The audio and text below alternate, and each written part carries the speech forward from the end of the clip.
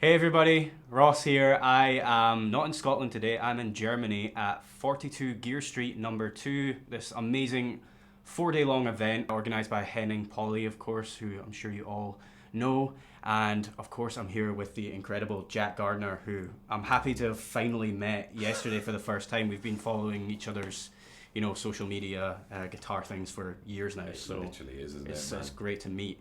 And today we're going to do a video about a special amp, and this is the Soldano SLO 30, which I believe is the newest addition to their lineup of amps. And we're doing this together because both Jack and I have never tried Soldano amps before, so we're going to give you a sort of first impressions look at this incredible amp. So I'm going to stop talking, and Jack's going to play some incredible for all of us. Yeah. And we're all going to be like, oh my god. And then we're going to talk about the tones from this amp. So I can't believe I get to play it first. I'm glad, to be fair. No, go ahead, man. But yeah, let's have a little listen. So volume full up, I guess.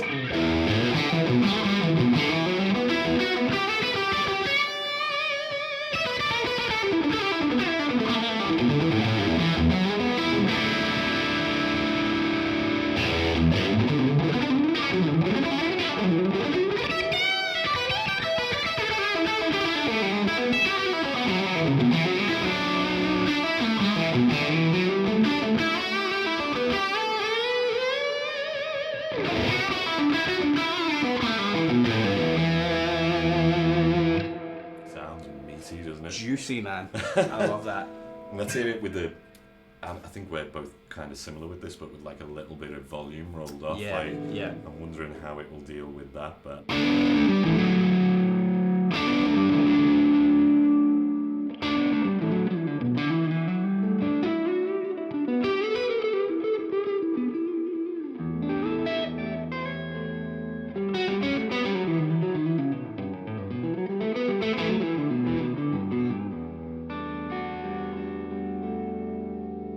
That is just like a perfect glassy, mildly overdriven tone. Like normally on my board I would have 2 overdrive pedals, like one set for an amount of drive similar to that, where it's just very mild overdrive, and then I'd have like a Sur Eclipse or something to use for, well, what we heard at the start there, which was like full on high gain. Yeah. But you can get all of that with just the volume knob on this amp. So it's pretty weird, isn't it? I mean, because I think they were maybe famous before we were even born, really. Soldano, weren't they? Like I always imagined it to be like an 80s or a 90s sound, but that doesn't kind of resonate in the same way as you'd think. Like that is not the 80s sound when you roll that volume down, is it? No. That's very much, I guess, like a more old school approach, isn't it? So to have that versatility, yeah, it's pretty naughty. But enough of me speaking, man. I want to hear you play through so this. now we're gonna hear it play to this absolutely stunning Nick Huber Orca 59. I'm not entirely sure how much this guitar is worth, but I was very, very careful when I was bringing it from the garden area over to this studio building. I heard about 8.5, I think. Yeah. Could be wrong, but yeah. Somebody get me a strap, oh god. So yeah, we're gonna hear this thing with some humbuckers, and then we'll talk about what that sounds like.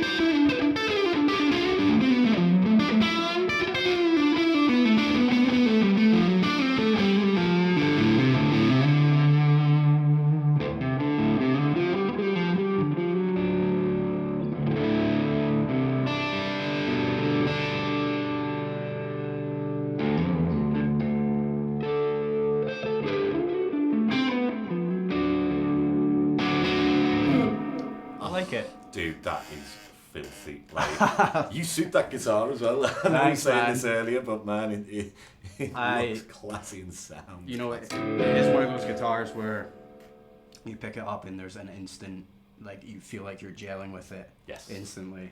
Yeah. Yeah. It sounds so full, but not like in a, how do I describe this? Like, it's not I mean, there's a lot of gain going on there, isn't there? But it's not kind of harsh in any way. That sounds to really kind of complement what you're doing. All right, guys. We are shooting some video, but come on in. Let's go.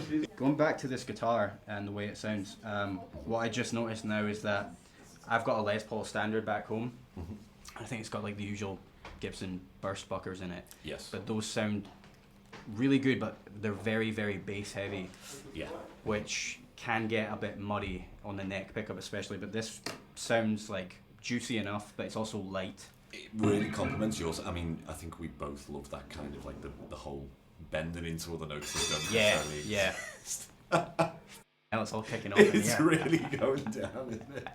Jesus. Sorry, I'll go from... Yeah, we were talking about bending into like you unusual notes. Yes, yeah. And I mean, the control that you need for that is... Yeah, definitely. I'm listening there going, I wish I can do that when I grow up, kind of thing. No, I love that stuff, man. Like going from... like I started doing that a long time ago instead of going like starting on the major 6 and bending up to the 7, like bending up to the major 6.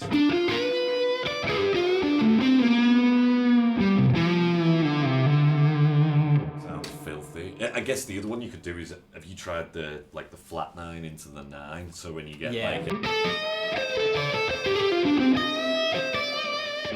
almost like Steve Lukather, isn't it, kind of thing? Like definitely. Yeah, and this guitar just responds really well to that, and with this amp it's like the perfect rock combo. I didn't really know what to expect with this. I knew that like Eric Clapton and I think I was going to say Dire Straits, Mark Knopfler. Yes. Those guys were users of the Soldano 100 watt head back in the day. So I didn't really expect like such good high gain tones. Is it 30 watts, is this? 30 watts, yeah. And we're going through a 2-notes Torpedo Captor X, by the way. Yes. So yeah, I really like this rig and I want to take it all home with me. Is it worth pointing out the reverb as well? Because that doesn't have reverb built in, does it? No. Yeah, so no inbuilt effects, but we do have the Wampler ethereal delay and reverb running through the effects loop, so that's what that is. Sounds really good.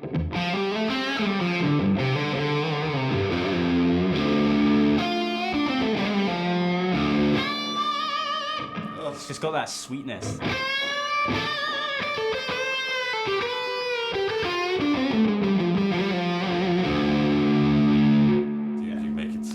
I think, what would you say overall? Was it what you were expecting, or is the...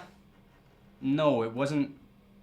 When I heard other people playing it, I thought that sounds like really, really saturated, but like sitting here, it doesn't sound overly saturated to my ears. Like there's still, in chords and stuff, there's still a lot of clarity there. Not entirely in tune here, but...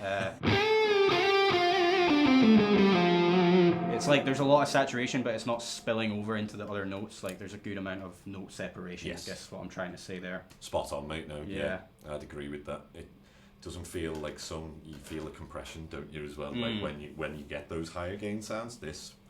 No, I think there's dynamics still in there, isn't there? No matter where you are, whether you've got the volume rolled down or up, you can hear it. And with, of course, the difference between single coils and humbuckers, both sound wicked. Yeah, like. You could take this definitely and do a rock gig. Oh, for sure, for sure.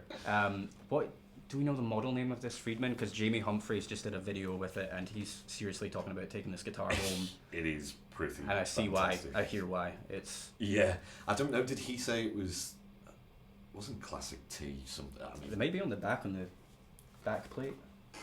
Vintage T classic. Vintage T. Oh yeah, that's the one.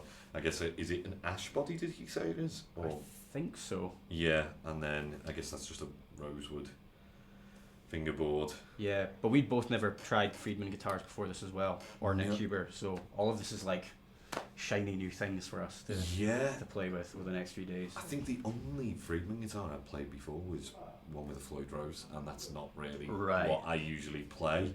So it was nice, kind of a nice surprise, really, you know, to play something that's kind of traditional, if you like, isn't it? You know, compared. I always thought of Friedman as 80s, the same, very similar with Soldano, but no, it's kind of the opposite. Yeah. Right. Well, I think that's probably a good place to end this video, and Jack, I'd like you to play us out with some of that incredible playing. Oh, too kind, Russ.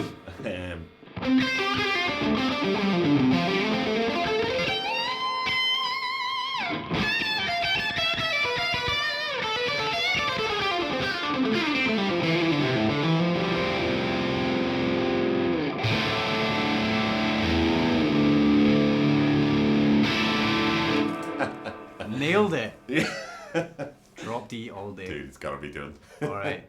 Awesome, man. Cheers. Thanks again. See you guys later in the next video.